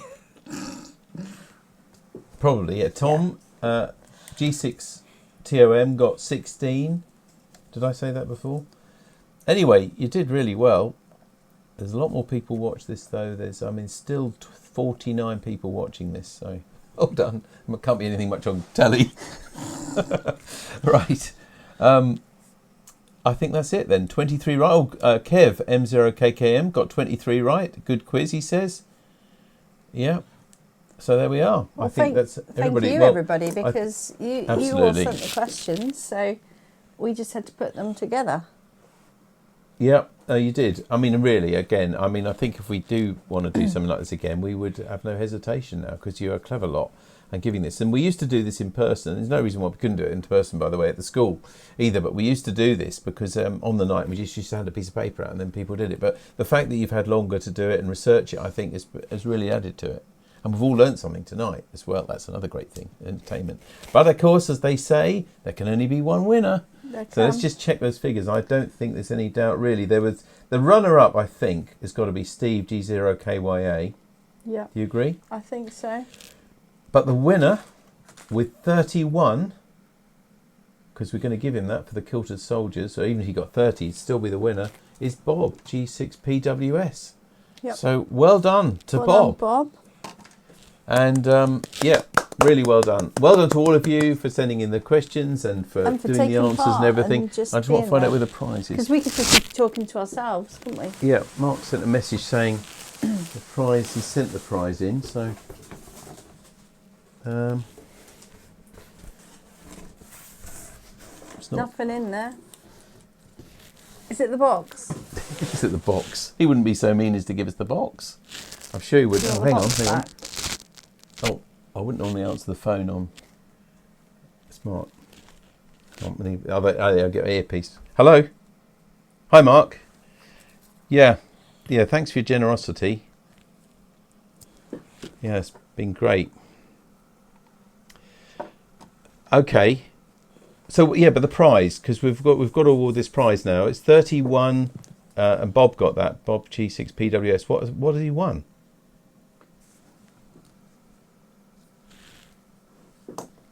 He's won the biscuits. Okay, so they weren't for us. You were saving money by posting them all together. Yeah. Okay. Thanks. Merry Christmas, Scrooge. Well done, Bob. You have won tonight's star prize. In fact, you won tonight's only prize. A packet of Rich Shorty's biscuits, which has got a use by date rather, of the 18th of April 26. And I think you're coming to the dinner next week. We'll bring them to you. We'll present them to you. We will In present fact, them. I'll tell you what, we'll get the blinking treasurer to present We them. couldn't we? Yeah. So there we are. I know, it's unbelievable, isn't it? There's nothing like a good quiz with a great prize. And this was nothing like a great prize. All right, I think that is almost it there. Mark says, I heard that on there. Well, of course you were. Right. Thank you ever so much once again for making this work, because without you there and doing all that, I could not believe the response. I said seriously, because I think I had 4 people give 6 questions between them or something like that.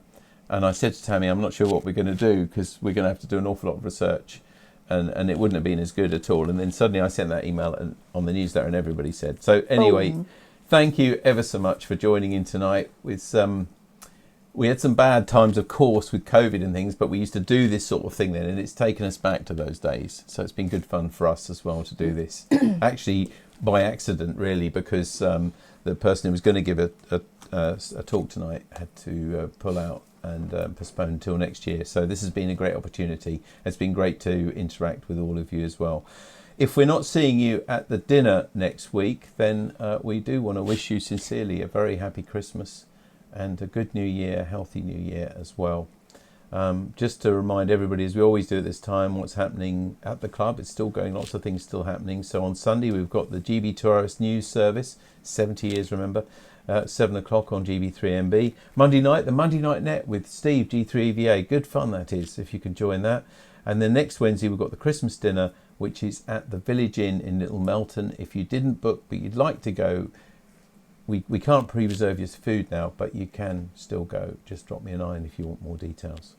And then, of course, we'll be back here for NARC Live on Wednesday, the January the 7th, with a talk about Beauvais, the real deal this time with Cesar VE2LYC. But that is it from us. As I said, a very happy Christmas and a happy New Year. Thanks for having you joining in tonight, all the fun. And thanks, do I say thanks to the Treasurer for the... Nah. on that bombshell. Until next year, from Tammy M0TC. Bye-bye. And from me, David G7URP. Take care of yourselves. Look after each other. Bye-bye.